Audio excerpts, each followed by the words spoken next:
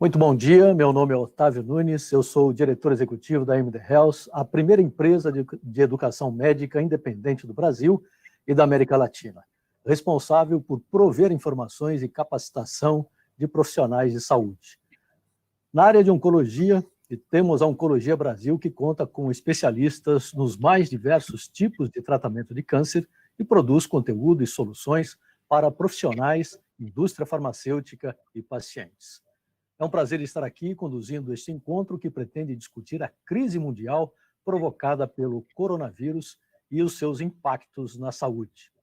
Autoridades do mundo todo estão preocupadas com as consequências da crise, que não é somente de saúde pública, mas também econômica. Não é um dilema que assusta apenas essas autoridades, mas também preocupa os tomadores de decisão. O que está passando na cabeça de quem toma decisão? Como tomar decisão em meio a uma crise que representa risco, ameaça, gera muitas incertezas e dúvidas e que afeta vidas e o negócio? Como trabalhar com esse cenário tão adverso, especialmente se não sabemos quanto tempo essa crise vai durar? Estas e outras perguntas serão respondidas pelos nossos convidados de hoje, Nelson Taichi, médico oncologista e gestor de saúde, e Pedro Bernardo, economista e especialista em mercado farmacêutico. Esse debate deve durar mais ou menos 20 minutos e depois disso nós abriremos para perguntas dos nossos participantes que estão nos acompanhando neste momento. Eu começaria o debate perguntando para o Nelson se, de fato, o mundo e o Brasil, especialmente, estão preparados ou estavam preparados para uma crise de tamanha grandeza. Bom dia, Nelson. Obrigado pela participação. Bom dia, pessoal. Primeiro, eu quero agradecer a MD Health pelo convite. Michel, Otávio, é um prazer estar aqui com vocês. É um momento muito delicado, né? Esse momento que a gente está vivendo, um momento de muita incerteza, muita angústia. E a minha resposta em relação a essa tua pergunta, Otávio, eu acho que não. O mundo não estava preparado. E a gente é muito fácil entender isso, né? Hoje o mundo é guiado muito pelos negócios, pelo lucro. Quando você tem esse tipo de direcionamento, você trabalha para maximizar o seu lucro. Quando você trabalha para maximizar o lucro, você vai tentar ser o mais eficiente possível para a realidade que você vive. Esses fenômenos como esse que estão acontecendo agora, eles são raros. Então, você nunca se prepara para eles. Você vive o dia a dia que toda empresa tem, toda pessoa tem, para você ajustar o seu custo, ajustar a sua rentabilidade. A gente que vive na saúde fica discutindo o tempo todo a sustentabilidade do sistema, empresa. Então, as empresas trabalham nessa realidade. Esse é o mundo que a gente vive, né? E essa estrutura ela não é preparada para tomar decisões rápidas e se transformar em momentos de crise. Então, isso talvez seja o grande ponto. Como isso é muito raro, é muito difícil você ter um impacto tão grande, ninguém se prepara para uma coisa dessa magnitude.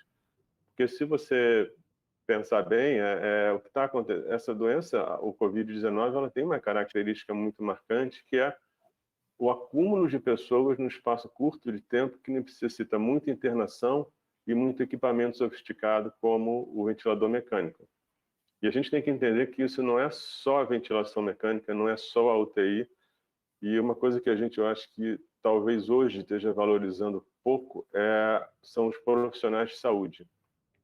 A qualificação desses profissionais. Eu não vou entrar aqui no mérito do que é certo ou errado, mas você vê a discussão de faculdades de medicina que não são de qualidade, você não vê formação mais sofisticada de profissionais, porque uma coisa que a gente tem que entender é o seguinte: toda vez que você tem alguma coisa em que você aumenta a complexidade, mas você não aumenta a automação, você precisa de recurso humano cada vez mais qualificado. Então, você imaginar que a tecnologia, que o avanço, que a inovação substitui o profissional, isso é um erro gravíssimo. Na verdade, quanto mais sofisticação a gente tem no cuidado, mais qualificado tem que ser esse profissional a partir do instante em que você não cria processos que vão acontecendo sozinhos, entendeu? Então, esse é um problema que eu acho que é gravíssimo. Então, a gente não tinha a indústria para transformar. Por exemplo, a gente hoje tinha o mundo, 90% do que se precisa hoje vem da China. Talvez você tenha que rever isso. Talvez você não precise ter 90% vindo da China. Talvez você tenha que ter uma indústria brasileira. Mas se você tiver uma indústria brasileira, não só brasileira, em qualquer outro lugar do mundo, mas se você tiver isso, você também vai tentar exportar. Então, como é que por onde você vai trabalhar no limite também?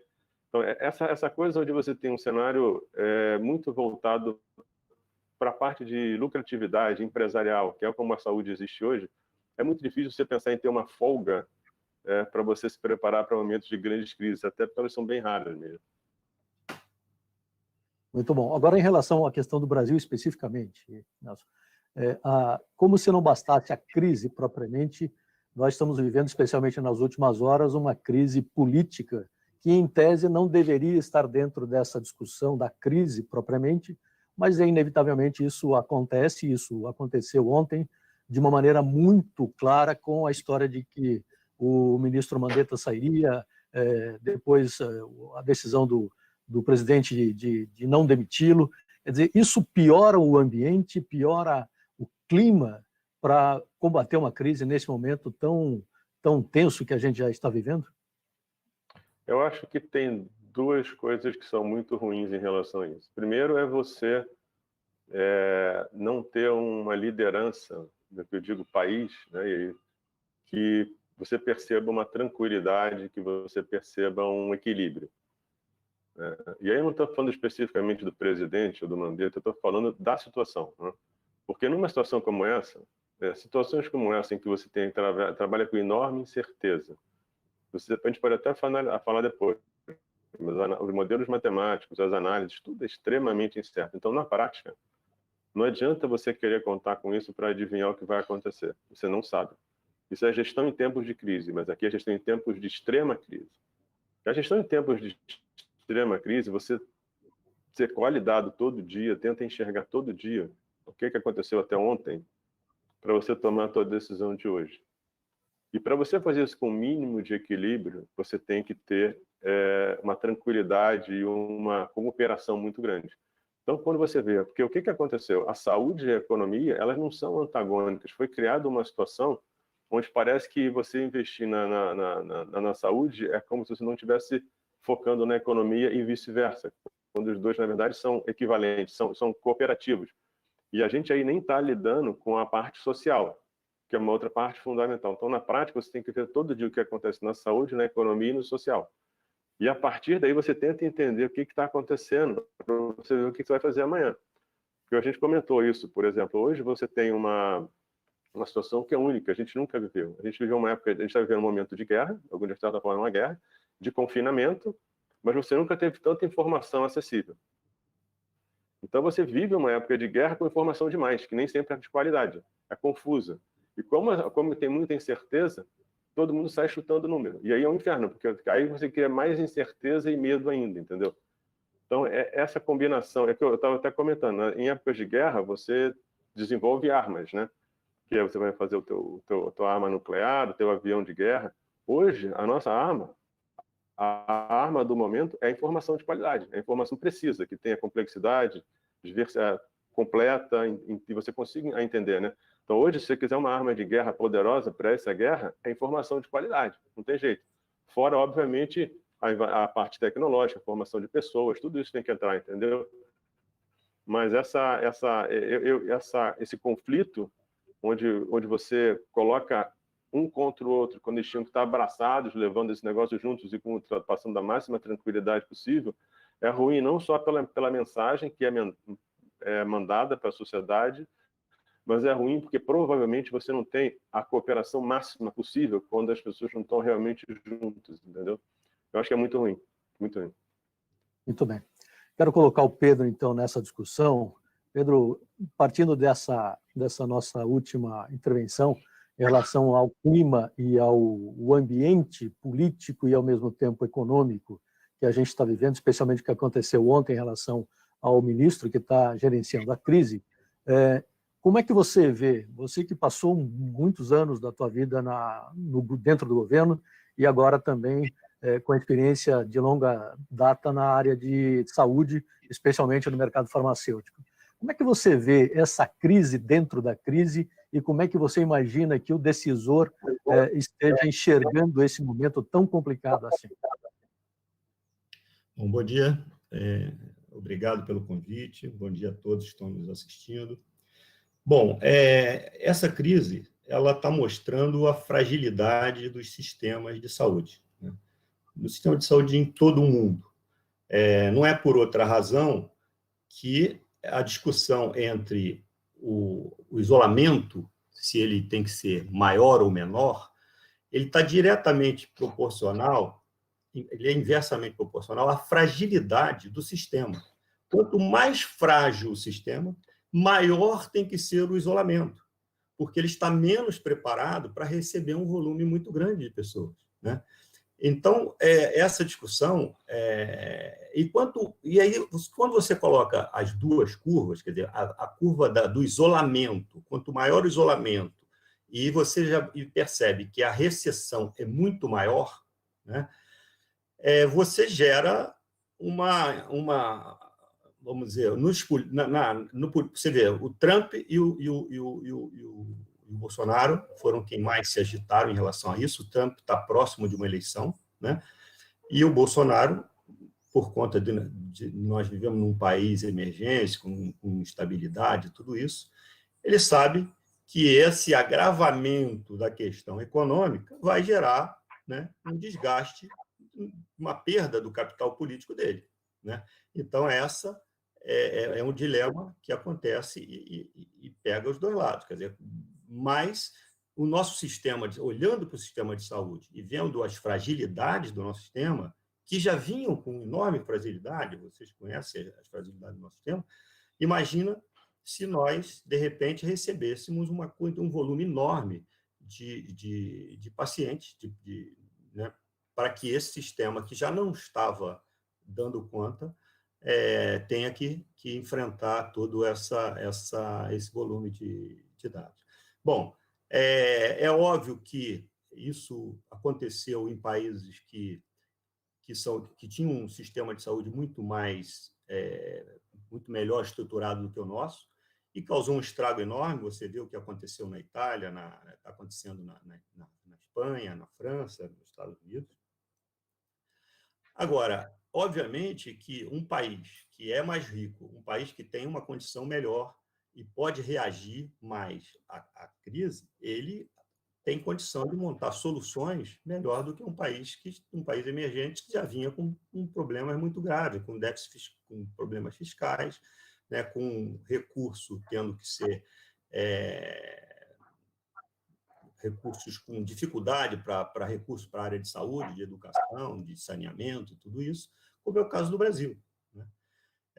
Nós já vimos de imediato o que está acontecendo. As previsões, se você olhar as previsões em relação à PIB, o mundo inteiro vai entrar numa recessão, né? O Brasil, a previsão era crescer 2%, a previsão agora é cair 6%. Né? A queda do PIB do Brasil é 6%. E todos os países, Alemanha, 6%, Itália, 7%, e vai por aí afora. O único país que tinha uma previsão de crescer 6% a previsão agora é crescer 1%, é a China. E a Índia, a previsão é crescer 2%. Né?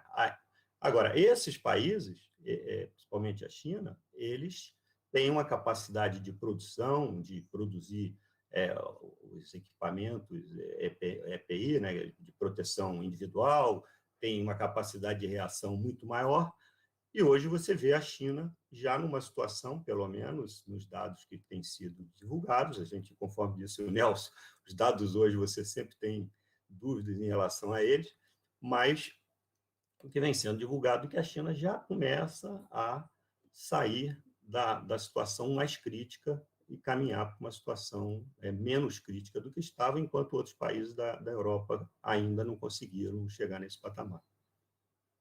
Para Pedro, do ponto de vista do mercado farmacêutico, que impactos você identifica neste momento dentro do mercado? Tá. Então, no primeiro momento, né, o que aconteceu? No primeiro momento, há um aumento do consumo, né, principalmente para as pessoas, armazenamento, não só o setor farmacêutico, mas os bens não duráveis, alimentos, medicamentos e tudo isso. Houve um aumento de consumo e, em seguida, vai haver uma queda. Os bens duráveis, eles, né, tiveram uma queda absurda, né, de 80%, 90% de queda de venda. Agora, em relação A minha preocupação em relação ao setor farmacêutico é um pouco mais adiante. É a questão da demanda, dos pagadores. Né? Por quê? O pagador, os principais pagadores, vamos pegar aqui o governo federal, o governo estadual, os planos de saúde e a população, todos esses pagadores vão ter sérios problemas. Se você pensar que o consumo de medicamento no Brasil, 7 bilhões, são importados de medicamento pronto, né? Uma grande parte disso são os biológicos, que vão para câncer, para tudo isso. São importados, e que nós sofremos uma maxi desvalorização de em torno de 30%, o que significa isso? Se o governo tinha um orçamento de 19 bilhões de reais, que representavam algo em termos de 5 bilhões, vamos dizer, de dólares, de repente virou 3 bilhões e 600 milhões de dólares, né? Para fazer frente a mesma necessidade ou uma necessidade muito maior. A mesma coisa acontece, bom, estados nem se fala, já vinham com problemas sérios, atrasando a dívida dos estados com as empresas, já girava em torno de 1 bilhão de reais, né, de atraso de pagamentos, tudo isso. Então, você tem estados que estão muito mal. Os planos de saúde brigando, né, para não incorporar medicamento e por conta do equilíbrio financeiro, perderam muitos beneficiários. E a população nem se fala, porque a população hoje vai ter uma perda de renda incrível. 60% de tudo no Brasil, do PIB do Brasil, é serviço, né? E o serviço está praticamente parado, né? Então, nós vamos ter uma perda de renda muito grande. Então, pelo lado da demanda, me preocupa muito o que vai acontecer no momento seguinte, não só com o setor farmacêutico, mas com vários setores da economia brasileira. Muito bom. Seguindo aqui com as perguntas, só que o Pedro falou, como a gente não sabe quanto tempo isso vai durar, a gente reza para sair um remédio, quanto mais o tempo passar, mais incerto vai ser isso, né? E eu acho que em termos de Brasil, como o Pedro falou, a gente não tem um sistema de saúde tão estruturado como países mais ricos, como a Europa, onde a expectativa de vida é muito maior. E então acho que a gente tem que começar a segregar o que está acontecendo com o SUS, o que está acontecendo com a saúde suplementar. Até essas pessoas que estão morrendo hoje, você está morrendo onde, entendeu? Até uma forma de você comparar o SUS com a saúde suplementar hoje interessante é como é que os dois sistemas enfrentaram a Covid-19. O que aconteceu com os pacientes que usavam os dois sistemas, entendeu? Quem viveu mais? Porque se você precisar de uma ventilação mecânica, de uma UTI, de uma coisa mais sofisticada, será que a saúde suplementar hoje realmente é melhor do que o SUS? Como é que é essa evolução? Então, até esse momento, é um momento de um experimento, onde você vai entender, cara, qual é a comparação entre a saúde suplementar e o SUS para enfrentar a crise? Isso é uma coisa que talvez te dê um retrato de o que é a saúde do Brasil nos dois braços que a gente tem, entendeu? Muito bem. Bom, em relação ainda àquela pergunta que a gente começou o nosso debate aqui, o que está passando na percepção de vocês? O que está passando na cabeça daqueles que tomam as decisões nesse momento tão crítico que nós estamos vivendo? Nós teremos daqui a pouco a participação de alguns decisores, desses líderes do mercado farmacêutico, e obviamente não aqui, a ideia não é pretensiosamente fazer com que eles sigam as nossas recomendações no sentido de tomar a decisão. Muito provavelmente eles já sabem o que está acontecendo, mas na percepção de vocês, o que está passando na cabeça de quem toma a decisão neste momento? Nelson, pode começar, por favor. De novo, eu volto para o quadro da incerteza, né? A incerteza é quanto tempo isso vai durar, como é que isso vai mudar o comportamento e como é que isso vai mudar o fluxo de atendimento das diferentes doenças. Como é que vai ser a interação dos pacientes com os profissionais, como é que você vai cuidar de uma linha inteira de cuidado. Então, provavelmente, você teria que repensar para cada doença como é que vai ser o fluxo de cuidado ao longo dela inteira, para cada grande grupo de doença. Pode ser a doença crônica, pode ser a doença infecciosa, pode ser o trauma. Só que se você se prepara demais, se reestrutura demais e amanhã sai um tratamento, você fez um investimento enorme, desnecessário. Então, um exemplo que eu estou te dando agora é o seguinte: a gente estava conversando lá com o pessoal, essa compra de aparelhos, de insumos, tudo isso. Se você comprar tudo para tudo quanto é lugar ao mesmo tempo, é um volume de dinheiro muito maior do que se você tivesse conseguindo comparar e avaliar a evolução dos diferentes países do Brasil e fosse remanejando. Porque, por exemplo, hoje você tem um número de ventiladores mecânicos que você precisa. Aí, de repente, você dobra a tua quantidade de ventilador mecânico. O que você vai fazer com ele depois também, entendeu? Você pode até trocar. Então, tem um planejamento que é o que vai acontecer depois. Você faz uma coisa por agora e tem que se preparar para as consequências do que você fez hoje. E isso envolve investimento, envolve não só em equipamento, mas em material humano, tudo isso. Né? Então, se eu tivesse nessa posição, hoje a minha dúvida seria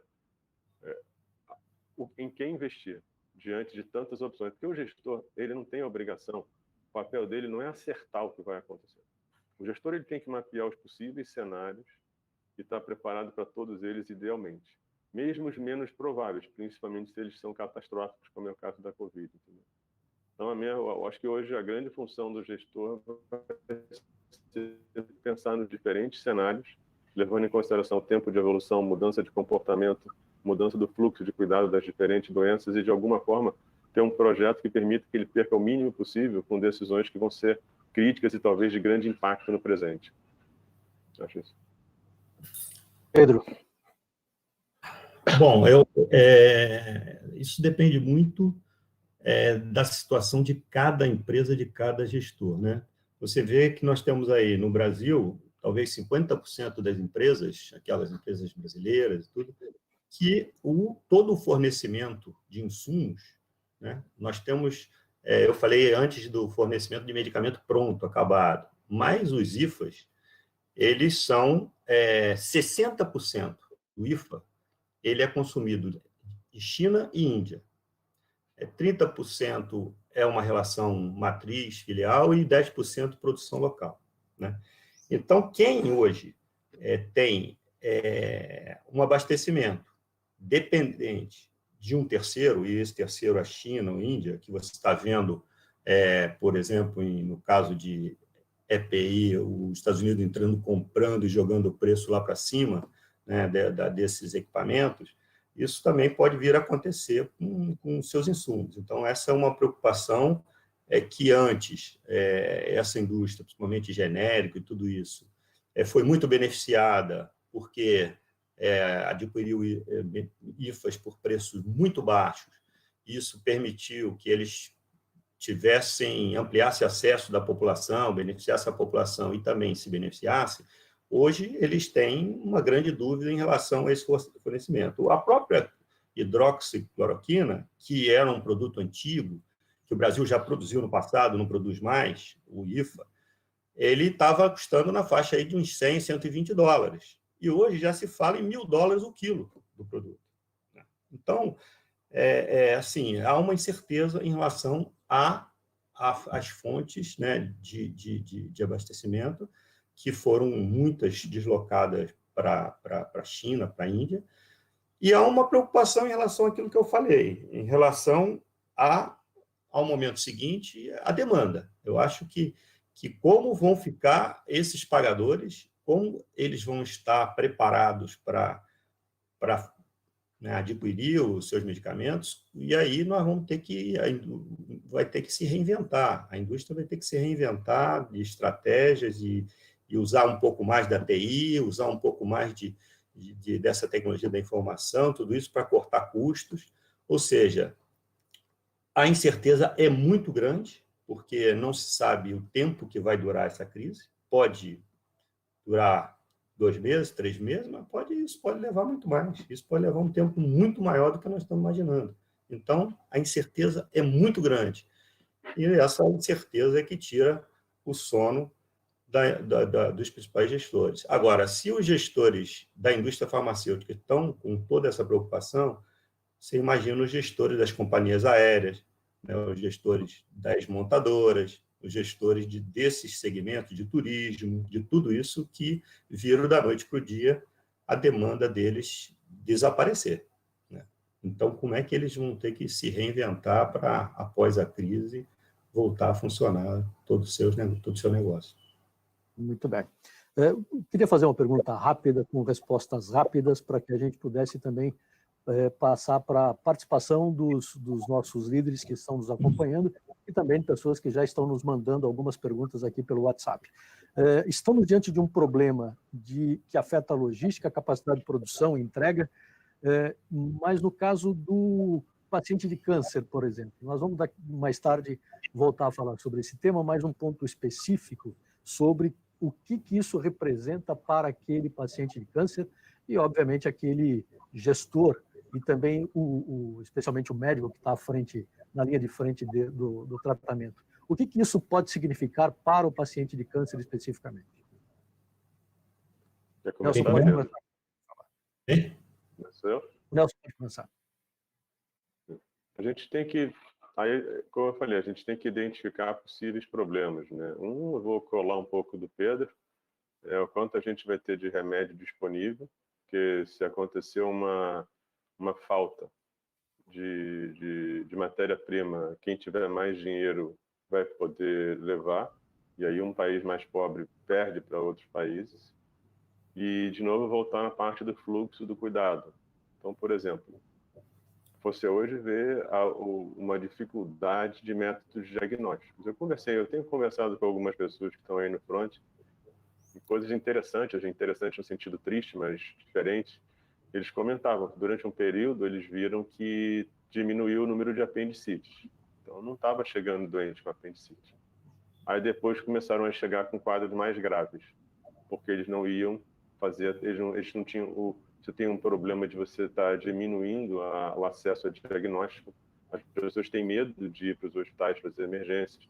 Então, você vai ter que rever esse fluxo todo. Então, para o doente com câncer, um grande problema talvez seja diagnóstico. Qual vai ser a operação dos lugares de imagem, de patologia, de endoscopia? Se você começar a ter restrição desses serviços, você vai fazer menos diagnóstico. Se isso já era um problema no SUS comparado à saúde suplementar, imagina o que pode acontecer agora. Então, a gente vai ter problema que vai desde o diagnóstico até o tratamento. Então, você vai passar qual a minha capacidade, quantos profissionais eu vou ter, como é que vai estar esse processo de formação profissional nesse período, de adaptação, de preparação, quanto você vai ter dos remédios, qual o acesso que você vai ter, será que o mundo vai brigar por remédio, entendeu? A gente começa a entrar naquele cenário dos filmes, né, que termina que nem o Mad Max, o cara briga por gasolina, você vai começar a poder... O problema todo de situações como essa é que você nunca sabe exatamente onde ela vai acabar. A gente não tem a capacidade de realmente prever tudo. Quanto mais a situação cresce, mais incerteza você tem. Aí eu entro também na parte social. Social que eu digo é o seguinte, pode faltar comida? Por exemplo, a gente está aqui nessa conversa.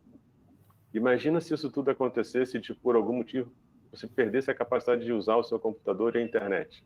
Isso é uma mudança absolutamente radical em tudo na vida. Isso é improvável? Extremamente. É impossível? Provavelmente não. Então, o que vai acontecer?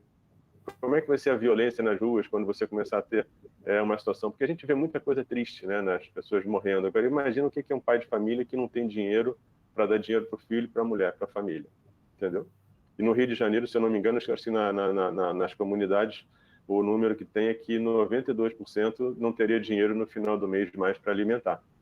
A gente não sabe o que vai acontecer. Então, isso tudo é afetado, porque a gente tem que entender que na saúde tem um negócio que se chama de determinantes sociais da saúde, que é o que influencia a saúde de uma sociedade e vai além do cuidado em saúde. Você tem economia, estrutura social, tudo isso. Então, quando você discute saúde, você tem que discutir isso tudo. E, mais uma vez, seguindo o que o Pedro falou, a incerteza é tão grande que querer adivinhar agora seria uma ingenuidade. Mas é como tentar se preparar para tantas possibilidades futuras e algumas possibilidades muito ruins para a sociedade, né? Pedro. Bom, o câncer, né, é uma doença que, pelo todas as previsões, em 2028, 2029, será a doença que mais vai causar óbitos no mundo, né? Então, a taxa de crescimento é muito elevada. E o orçamento para câncer, no Ministério da Saúde, principalmente, através de APACs, ele vinha com uma taxa de crescimento muito baixa. Nós estávamos com 2 bilhões de reais né, para fazer frente a tratamento. Tinha alguns produtos que estavam fora da APAC, que tinham compras centralizada, mas a maioria dos tratamentos estão dentro da APAC. E a APAC não é reajustada. Então, a APAC ela paga o procedimento, e quando você traz um medicamento novo, mais caro, ele muitas vezes não cabe dentro da APAC. Então, você não consegue compatibilizar a incorporação de uma nova tecnologia que vai trazer um benefício muito maior com o recurso que está sendo disponibilizado para pagar. Isso já vinha acontecendo, né? Bom, aliado a isso, nós tínhamos detectado no Brasil que na jornada do paciente, o diagnóstico era muito tardio, o início do tratamento é tardio e a gente pegava um número elevado de pacientes já no estágio 3 ou 4, o que realmente encarecia e encarece muitos tratamentos e, além do mais, o resultado, o desfecho acaba sendo muito pior. Então, nós já tínhamos um dever de casa muito grande para fazer, que era olhar para essa jornada do paciente e tentar melhorar isso, agilizando o diagnóstico, o início do tratamento, né, e tudo isso para evitar que se estivesse pegando os pacientes já numa fase muito avançada da doença. Aí, associado a isso, agora nós temos aí o fenômeno da Covid, que causa um medo enorme em alguns pacientes até de ir no hospital, no ambulatório, para fazer o seu tratamento, para dar o seu acompanhamento. Então, isso é muito sério, é muito grave e a gente... É a questão da incerteza, a gente não sabe como é que isso vai terminar, quer dizer, isso não vai terminar muito bem. Okay. Nós temos aqui a participação de alguns líderes que estão online com a gente. Eu gostaria de chamar o presidente da Bristol, Gaetano Krupp. Gaetano, se você puder abrir a tua câmera, o teu microfone nesse momento, seria bom para você dar a tua versão, digamos assim, do que nós estamos discutindo, né? Primeiro, falamos da questão da liderança, como é que é liderar nesse momento de crise complicadíssimo que o mundo está vivendo, especialmente o Brasil. E, de alguma forma, a gente já discutiu aqui o que está passando na cabeça dos líderes nesse momento de crise. Okay. Bom dia. Bom, obrigado. Bom dia. Em primeiro lugar, muito obrigado pelo convite e quero parabenizar a Oncologia Brasil por esses dois fantásticos speakers, o Nelson e o Pedro, que realmente são grandes experts, e pela tua moderação, Otávio. Eu queria, talvez, um comentário e uma pergunta dividida em duas partes. Primeiro, obviamente, a questão do curto prazo, tudo isso que foi discutido, e o gerenciamento de crise, né?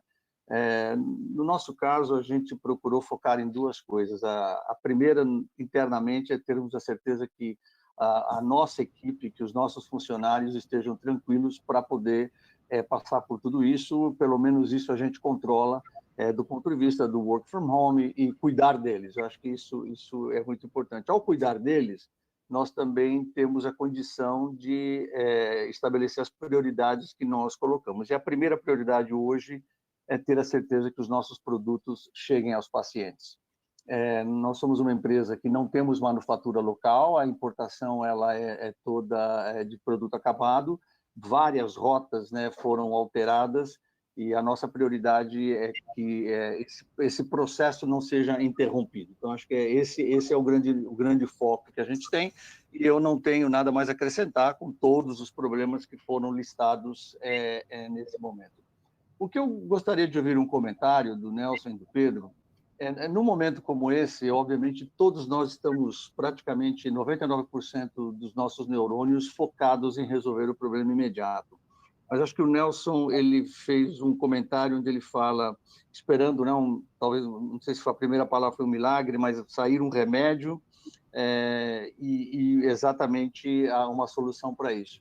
É difícil nesse momento, mas é importante também a gente ter uma reflexão de que a indústria farmacêutica de pesquisa e desenvolvimento é aquela que, nesse momento, está fazendo todos os investimentos, né? A gente não houve investimentos, obviamente, pela questão de timing, e a certeza de que nós vamos ter um produto, nós vamos ter ou uma vacina, nós vamos chegar a uma solução, e como sempre, a indústria vem chegando. E essa falta de visão de longo prazo, essa falta de preparação, essa falta eu diria, apreciação do que é pesquisa e desenvolvimento, esse investimento, em momentos como esse, eu acredito que nós deveríamos ter essa discussão, porque nós não somos uma indústria que simplesmente vai resolver o problema da matéria-prima de hoje. Isso é uma parte da indústria que já passou, mas é a indústria do futuro. E a gente vê, por exemplo, num momento como esse, a próprio congelamento de preços, né? Onde isso tem um impacto imediato. Nós não estamos congelando salários, os salários estão acontecendo. Claro que chama para a indústria o que a gente poderia chamar de uma contribuição, mas essa contribuição já existe, obviamente, no fornecimento de produtos para o Ministério a preços muito abaixo daquilo que acontece. Então, o que eu queria um comentário, é um pouco dessa questão de olharmos também para o futuro e dizer o seguinte, como é que esta indústria pode ser apreciada na questão de pesquisa e desenvolvimento, porque a solução não vai sair dos investimentos governamentais. A gente sabe disso. Não foi assim com o HIV, não foi assim com o SAR, não foi assim com o HN1, e, obviamente, quando a gente falou em câncer, sem dúvida nenhuma é de onde vem a solução. Então, eu queria ouvir um pouco qual seria, então, o posicionamento da indústria nesse momento para que a gente não possa, para que a gente não tire isso do radar. Claro que não é a prioridade, mas eu acredito que é algo que a gente tem que colocar no radar, que são os esforços de pesquisa e desenvolvimento. Então, esses são os comentários que talvez eu gostaria de ouvir do Nelson e do Pedro. Obrigado, Gaetano. Vai lá, Pedro, pode começar? Olá, Gaetano. Você, como sempre, um grande conhecedor do setor e coloca o dedo ali no ponto, naquilo que é principal. É óbvio que a pesquisa e as empresas de pesquisa que, nesse momento, que são onde estão depositada toda a esperança de uma solução para esse problema, né? Porque enquanto nós não tivermos nenhum medicamento, nenhuma vacina, nós vamos estar refém dessa crise, dessa situação. Nós não temos como prever nada, não temos como garantir nada se não tivermos principalmente uma vacina ou um medicamento que realmente faça efeito. E óbvio que esse medicamento ou essa vacina, da onde a gente pode esperar que venha, são exatamente das empresas de pesquisa, né? Empresas como a Bristol e como várias outras, que têm um excelente time de pesquisadores, de pessoas da mais alta qualidade, pesquisando no mundo, né? Os vários tipos de doença, câncer principalmente, hoje tem uma quantidade enorme de pesquisa sobre câncer, mas eu acho que a solução que virá, certamente, mas na minha expectativa, virá dessas empresas que hoje fazem pesquisa e dessa empresa que tem esse time de excelente qualidade para isso. Nelson, teu comentário, por favor. Fala um pouquinho. Oi, Gaetano, bom dia, prazer falar contigo. Bom dia. Eu acho que nesse momento, para a indústria, esse momento é um momento de valorização da indústria. Dizem que para você fazer mudanças grandes, tem dois itens que são fundamentais. Um é o senso de urgência e outro é um inimigo comum. E a gente tem os dois agora, né? Então, agora, o que eu acho que a indústria deveria fazer, o que vai acontecer com a indústria, é você transformar parte daquilo que é visto como custo como sendo um investimento. E esse é o momento em que tem que deixar isso claro. É óbvio que não é uma coisa solta. Todo mundo, a indústria tem seus interesses próprios. Eu sempre digo que não dá para você achar que é a indústria que vai resolver o problema da saúde. A indústria é um dos componentes, ela tem seus interesses e você tem que ser respeitado, né? E uma das coisas que tem que ser grande em um gestor, e eu estou falando um gestor, talvez governo, tudo, é quando você consegue dar para cada parte do sistema o máximo que você pode, sem que aquilo comprometa maximizar a entrega final. Então, acho que esse momento da indústria é um momento em que você realça a importância da indústria como investimento, como bem social, como vida para as pessoas. Acho que se a indústria tivesse que usar esse momento, seria dizer o seguinte: olha só, essa mudança que aconteceu na vida de vocês, ela é uma coisa que pode acontecer a qualquer momento novamente. A gente não sabe quando isso vai acabar, a gente não sabe o que vai acontecer. A gente não sabe quantas pessoas que você ama que você pode perder e que poderiam não ser perdidas. Então, esse momento em que realmente você trabalhar a percepção da indústria como mais investimento do que custo. Como você vai fazer isso, como a indústria vai fazer isso, é uma outra discussão, mas eu acho que isso é uma coisa super possível nesse momento, já que a gente tem aqueles dois fatores que eu te falei. A gente tem um senso de urgência enorme, a gente tem um sofrimento no ar e tem um inimigo comum que é a Covid-19. Muito obrigado. Tem muitas pessoas aqui nos acompanhando pelo YouTube e nos mandando algumas perguntas, algumas um pouco longas. Eu vou tentar resumir as perguntas no sentido de atendê-los, obviamente, e obter aí também uma resposta rápida dos nossos comentaristas. A Luciana, do Instituto Oncoguia, pergunta o seguinte: num cenário tão desafiador como esse que nós estamos vivendo, onde todos os esforços estão sendo voltados para o combate ao coronavírus, como lidar com o impacto em outras doenças? Quais as ações que poderiam ser tomadas no sentido da minimização de riscos neste momento? Pode começar, Nelson, depois eu passo para o Pedro, para a gente tentar dar, inclusive, a oportunidade para outras pessoas também fazerem perguntas. Oi, Luciana, bom dia. Prazer falar contigo também.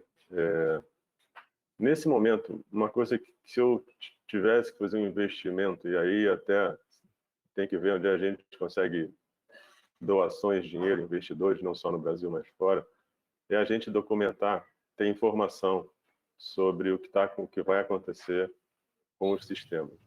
Porque a pior coisa que existe é quando você começa a achar alguma coisa, tomar decisão em cima do que você acha, mas aquilo você não sabe se é aquilo mesmo. A gente teria que começar a impactar quantos doentes estão sendo diagnosticados, qual está sendo o impacto disso no diagnóstico. Como é que está as pessoas aos diversos tipos de tratamento sistêmico. A gente precisa de radioterapia, entender com a evolução, porque a gente já sabe que existe deficiência.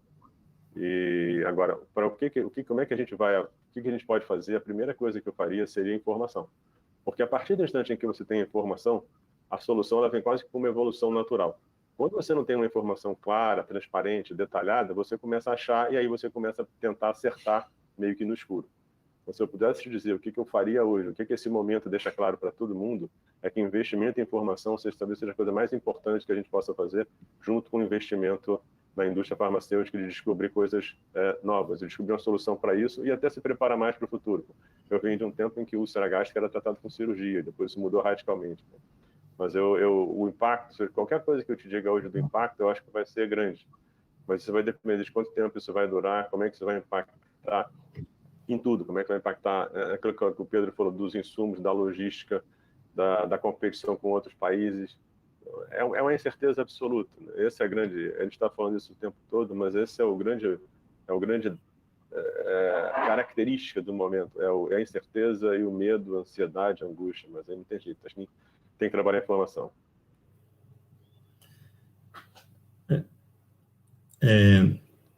Oi, Luciana. Obrigado pela pergunta. Eu acho que o que nós precisamos nesse momento é algo que vocês da Oncoguia conhecem muito bem.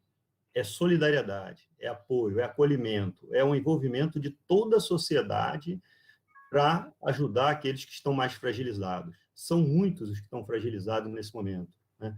E então, eu acho que nós precisamos do apoio de todo mundo. Todo tipo de apoio vai ser necessário, vai ser bem-vindo. As pessoas, nesse momento, além da doença, elas estão passando por dificuldades. Você tem pessoas que trabalham na informalidade, que eles comem à noite o que ganharam de dia. E hoje eles estão sem poder ganhar nada de dia, né? E eles, né, esperando as ações que vão ser muito bem-vindas do governo, essas ações que estão sendo anunciadas, mas que não chegaram. Como eu disse, uma pessoa que come à noite o que ganhou de dia, se demora 5 dias, 6 dias, isso é uma eternidade para essas pessoas, né? E essas pessoas que ainda assim estão acometidas por doenças e doenças graves, elas vão precisar de um apoio muito maior.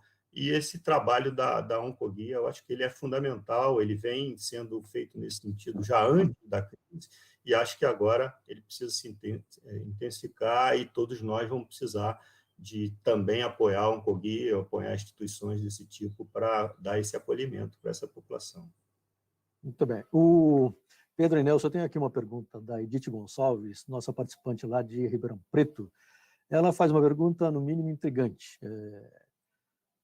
Como a indústria farmacêutica está se preparando para a questão dos produtos de testes? Talvez ela também esteja se referindo mais à indústria de equipamentos. Mas ela faz a pergunta com base numa questão, aí sim, uma questão intrigante, que é, segundo ela, o Laboratório de Inteligência de Saúde da USP de Ribeirão Preto está dizendo que a crise pode durar 2 anos, pelo menos. Isso faz sentido para vocês? Isso teria algum sentido ou seria uma coisa realmente ainda mais assustadora? Deixa o Pedro começar, vai lá, Pedro. Bom, em relação a testes, né, o que acontece normalmente na economia? Quem tem mais, vamos dizer, condição de fazer um custo menor, um produto, um custo mais barato, que foi o caso da China, acaba concentrando a produção na China. Hoje, com o aumento do preço, com o aumento do custo desse teste, hoje compensa, né, vários outros lugares fazer e desenvolver teste, porque primeiro que dificuldade de comprar, e depois o preço que subiu bastante, viabilizando a produção em vários lugares, a necessidade e a produção em vários lugares. Em relação ao tempo da crise, é aquilo que eu falei antes, ninguém sabe o tempo que vai. Hoje, quando você fala que alguém está dizendo isso, outro está dizendo, a impressão que dá é aquela fábula dos cegos apalpando o elefante, vocês conhecem, né? Que cada um consegue apalpar uma parte e jura que o elefante ele é daquele jeito. Então, um diz, olha, o elefante está segurando a presa, diz, olha, isso aqui, o elefante é uma lança, o elefante é uma coluna pegando o pé, outro. Então, nós estamos um pouco nessa situação. Cada um consegue ver um pedaço do problema, mas está difícil de enxergar todo o problema, né? Então, nós precisamos ter toda a visão de todo o problema para realmente poder afirmar qualquer coisa, inclusive o tempo que vai durar essa crise. Isso cai de novo no que a gente comentou na projeção de cenários, né? Então, você tem que projetar cenários, um deles eu não sei quando é que isso vai acabar. Porque uma das preocupações que eu tenho hoje são essas projeções, que são simplesmente ideias vindas de números totalmente incertos e que são trabalhadas como se fosse uma verdade. Então, a única coisa que a gente não pode fazer hoje é tratar a projeção, que é baseada em coisa muito incerta, como se fosse um fato definido. Porque aí você começa a se preparar para coisas que você não sabe que vão acontecer. A grande característica agora vai ser como é que você se prepara para fazer mudanças rápidas, a execução. Você vai ter que ir mapeando todo dia o que acontece, até que em algum momento você vai ter um cenário de curto prazo que te permite tomar algumas decisões. Até lá, você vai ter que trabalhar enxergando o que você sabe até ontem. Lembro uma coisa interessante, tinha um tenista antigo muito famoso, chamado Bjorn Borg. Teve uma época que ele era o grande campeão, e uma das características dele é que ele ganhava sempre no erro do adversário. Ele errava muito pouco. E aí um dia perguntaram para ele como é que ele conseguia ganhar assim. Aí ele disse assim, é que eu jogo como se todo ponto nunca fosse acabar. Então, a gente hoje tem que trabalhar como se nunca fosse acabar, mas sabendo que em algum momento ele vai acabar. Só que aí você tem a tua estratégia e a tua capacidade de execução tem que ser ajustada para tempos de crise e incerteza. Então, não sei se vai durar uma semana, um mês, 1 ano, 2 anos, 10 anos, mas o que eu tenho que fazer é me preparar para conduzir a sociedade e a economia nesse espaço de tempo. A única coisa que eu não posso fazer é tentar adivinhar ou acreditar em modelos matemáticos, em projeções que são baseadas em coisas muito incertas e que tem uma chance enorme de dar errado. É lógico que uma vai dar certo. São trocentas, e uma vai acertar, mas não dá para você acreditar nesse Esse número. finalzinho aí. Nós tivemos um pequeno problema com o áudio do Nelson. Pode acontecer. certa, entendeu? Eu não sei se foi possível ouvir. Se você puder, Nelson, rapidamente repetir o finalzinho, que teve um problema de áudio e a gente não conseguiu ouvir.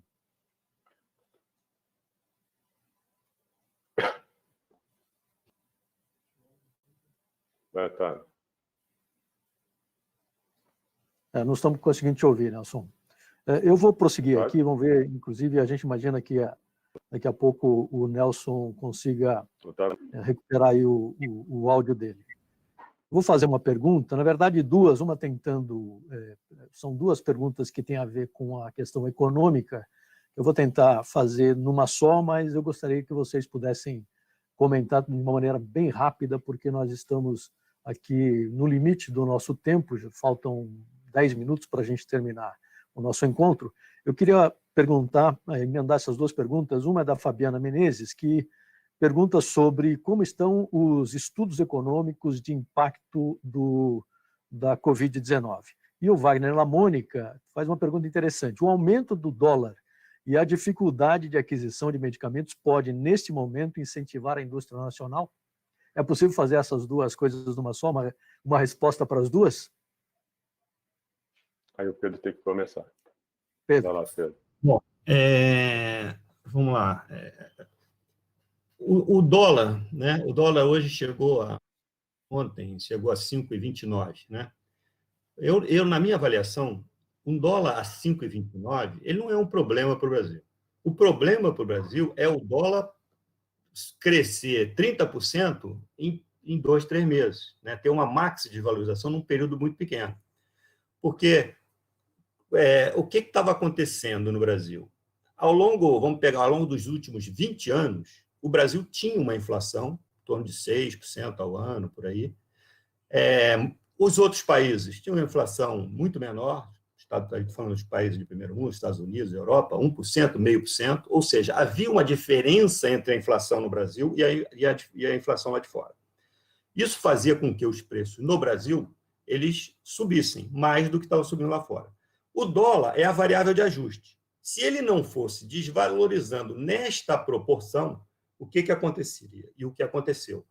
Os preços no Brasil ficaram muito mais caros do que outros países. Então, era muito comum quem viajava para o exterior, chegava lá e achava que lá estava tudo barato. Não é que estava tudo barato, é que no Brasil, aquela taxa de câmbio, aquele nível de câmbio, no Brasil as coisas ficavam caras. O normal, eu sei que o mercado de câmbio não funciona assim, mas se alguém pudesse mexer nesse mercado de câmbio, o normal é que o câmbio desvalorizasse na mesma proporção da diferença da inflação entre os países emergentes com o país rico, para que os preços se mantivessem num nível de estabilidade. Isso não acontecia, isso desestimulava a indústria. Então, a indústria vinha sendo desestimulada e nós tivemos aí um problema enorme para a indústria farmacêutica, para a indústria, não a farmacêutica, mas as demais indústrias, né, que houve um encolhimento da indústria no Brasil. Uma das razões, a questão cambial, né? Hoje, com a taxa de juros menor, um incentivo menor para a entrada de capital, de capital externo, de dólar no Brasil, há essa movimentação.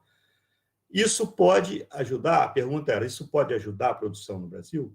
Isso só poderá ajudar se isso for um câmbio que vai permanecer por longo tempo, né? E como a gente não tem certeza em relação a isso, como é que vai se comportar o câmbio, é muito difícil alguém tomar uma decisão pensando apenas no câmbio, porque o câmbio é uma variável que é impossível de se prever.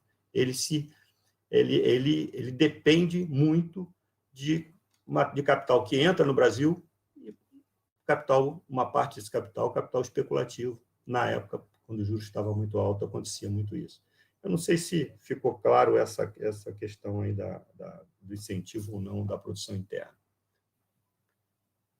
Mas só para complementar, o câmbio desvalorizado era o que a China fez durante anos e anos e é acusada de fazer, é óbvio que facilita a produção interna e facilita a exportação, né, e dificulta a importação para aquele país.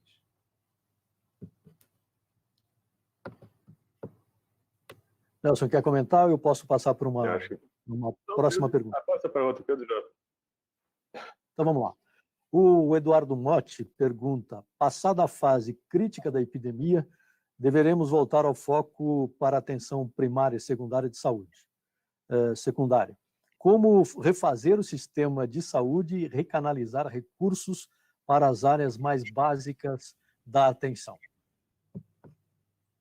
Nelson, por favor. O sistema de saúde ele é voltado para atenção primária e alta e média complexidade. A gente, às vezes, trata você focar na atenção primária como se milagrosamente você fosse resolver as outras duas, e não é o caso. A grande pergunta hoje é o que cada uma dessas áreas contribui para o nível de saúde e bem-estar da sociedade. E aí você distribuiria o teu recurso financeiro com base nisso. O problema é que a gente não tem isso. Vou te dar um exemplo prático. Todo mundo diz aí, isso se é repetido, que a atenção básica resolve 80% dos casos. Antigamente era 70%, passou para 80%, passou para 90%. Eu fui procurar, não tem escrito isso claramente em lugar nenhum. Se tivesse um, tinha que ter em vários. Então tem muita coisa, como eu falei, tem muita coisa que é repetida. E quanto mais romântico é, mais se repete, sem a gente saber exatamente o que aquilo representa para a sociedade. É óbvio que a atenção primária é fundamental. É óbvio que tem que focar. Você vai ter as doenças tipo diabetes, hipertensão. Tem uma série de doenças que são fundamentais. Vacinação, prevenção. É claro que isso é fundamental. A minha grande pergunta hoje é como é que eu encaro a saúde? Eu não fico tentando dizer onde é que eu tenho que botar o dinheiro antes de ter informação sobre qual é a melhor forma de botar o dinheiro. Então, eu teria que, mais uma vez, eu tenho que ter informação de qual é o retorno de cada tipo de iniciativa para ir definir como é que eu aloco. Vou te dar um exemplo prático. Na oncologia do Brasil, pública, você tem a maior parte das instituições, você recebe, elas são instituições privadas, filantrópicas, mas que dependem do seu próprio financiamento. Se você remunera muito mais a droga do que a cirurgia, a radioterapia, e você não tem o incentivo certo, você acaba desviando muito mais atenção para a oncologia clínica, para a quimioterapia, do que para a cirurgia, a radioterapia e diagnóstico de imagem. O que seria o certo? Seria você descobrir exatamente quanto você ganha de cada uma dessas iniciativas de diagnóstico, tratamento, e alocar o dinheiro dessa forma. Então, a primeira coisa que eu te digo é o seguinte, que a gente tem que botar muito recurso na atenção básica, eu concordo. Como ele vai ser em relação ao todo, eu não sei, dependeria de eu conhecer o benefício. Isso aí mais uma vez, eu tento o máximo que eu posso evitar tomar as minhas decisões sem que elas tenham muita base em informação de qualidade. Senão eu posso começar a tomar decisões muito mais ligadas à emoção do que à técnica. Bom, uma última pergunta, aproveitando aqui a participação do Thiago Farina Matos, que é também no OncoGuia. Ele faz uma pergunta aqui bastante extensa, eu vou tentar resumir, basicamente focada na questão do modelo. Podemos dizer que, num cenário sem crise, temos o colapso não do sistema, mas do modelo de saúde, em que uma explicação simplificada seria termos os insumos, as ferramentas, os profissionais de apoio, a infraestrutura necessária para atender as necessidades sanitárias, mas não teríamos o dinheiro. Como é que vocês veem essa situação? Eu gostaria que vocês pudessem respondessem de uma maneira bem resumida, porque o nosso tempo vai estourar necessariamente, já estamos em cima da hora. Passar um pouquinho não haveria nenhum problema, mas se vocês puderem nos resumir bem rapidamente, seria muito, muito bom. Pode começar, Nelson, se quiser, por favor. Thiago, bom dia. Eu não sei se eu capturei muito bem a pergunta, mas acho que o Pedro pode começar. Eu vou tentar pensar um pouquinho no que o Thiago perguntou para entender a pergunta. Tudo bem, Thiago? Prazer ter você aqui participando. Bom, Thiago, realmente, como conseguir dinheiro é o X da questão, né? O Brasil está tentando equilibrar suas contas. O segredo maior é a decisão sobre o dinheiro, é como você aplicar bem o dinheiro, né? As escolhas que são feitas. E nós, no passado, fizemos muitas escolhas equivocadas. Nós alocamos muito dinheiro em lugares que não dão retorno, que não tem o retorno necessário, principalmente para a área de saúde, né? Então, hoje, o segredo, já que enquanto a gente não resolveu o problema fiscal do país, enquanto não resolveu o problema para trazer mais recurso, enquanto o país não crescer para ter mais arrecadação, nós vamos cada vez mais ter muito mais, fazer um esforço muito maior para fazer escolhas e aplicar cada vez melhor esse recurso que nós temos, que é pouco, mas temos que fazer muito com o pouco que temos. É desse jeito que eu vejo. Tiago, eu acho o seguinte, eu acho que as escolhas que a escolha que define tudo. Então, hoje a saúde, ela é, pelo menos em países que tem, como o Brasil, Estados Unidos, ela é muito mais focada no negócio do que no paciente, né? Então, essa história de que paciente no centro, isso aí é muito bonito de falar, mas isso não acontece na prática. Então, são escolhas que a gente vai fazer, qual vai ser o modelo que a gente vai trabalhar. E é muito difícil você mudar esse modelo. É muito difícil, porque é uma coisa que... Porque o ganho econômico, ele é bom. Porque quando você tem uma economia que cresce, isso arrasta tudo. Arrasta saúde, educação, infraestrutura, né? E o grande problema hoje é que quando você não tem uma priorização assim, do paciente e tudo, as escolhas que você faz, elas não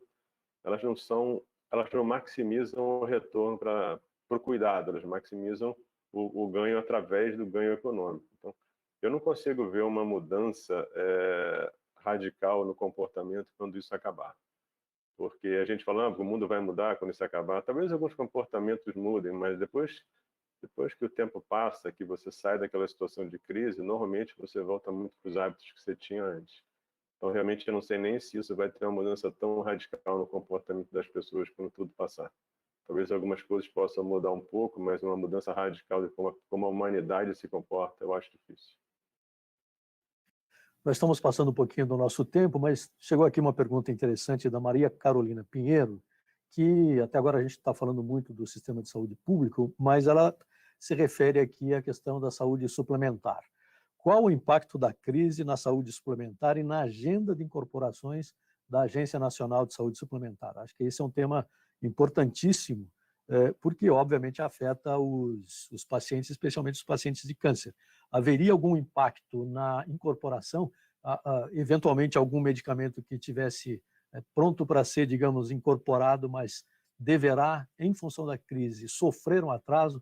Vocês acreditam nisso, Pedro e Nelson?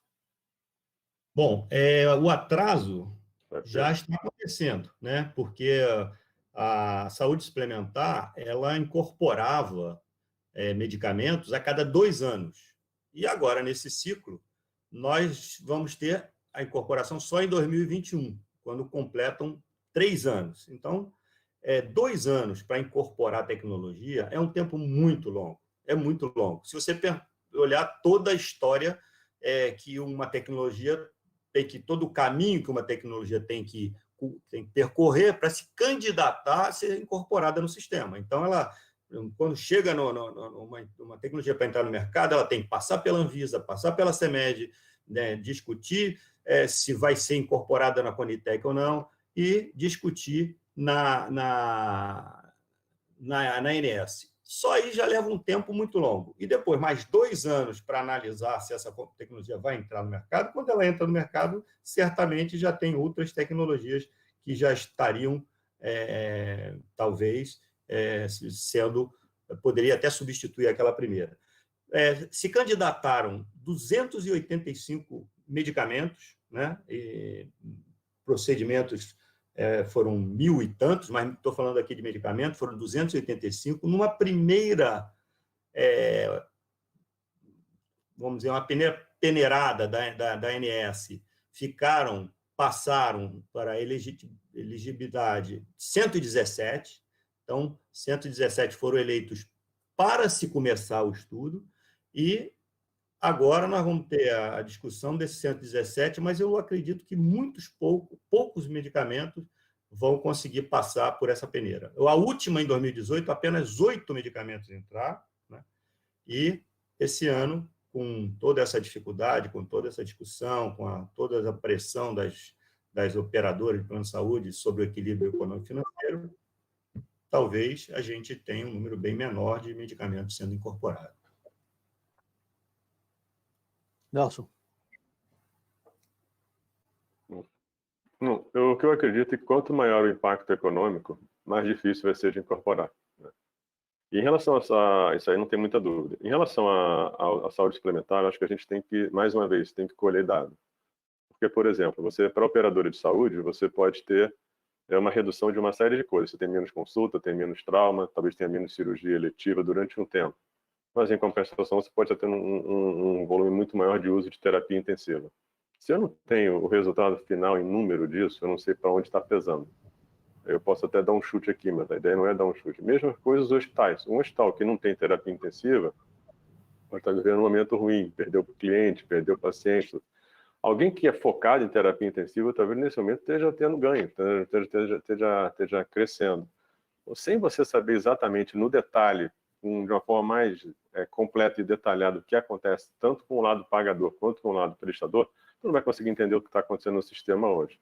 Agora, com certeza, a incorporação vai cair com uma crise financeira. E aí você vai acabar escolhendo aquilo que te dá mais, que você percebe como maior ganho. Nesse momento, qualquer coisa para a Covid vai ser incorporada. Você vê que o exame para a Covid foi incorporado da noite para o dia. Porque, embora você tenha janela, você pode ter incorporações emergenciais. Então, tudo vai caminhando nessa direção, eu acho. Muito bem. O nosso webinar está se encerrando nesse momento, o nosso tempo realmente se esgotou. Eu gostaria de agradecer muitíssimo a presença do Nelson Taichi e também do Pedro Bernardo, que se dispuseram a colaborar nessa iniciativa da MD Health e da Oncologia Brasil. Obrigado pelo tempo de vocês, pela disposição de estar aqui com a gente.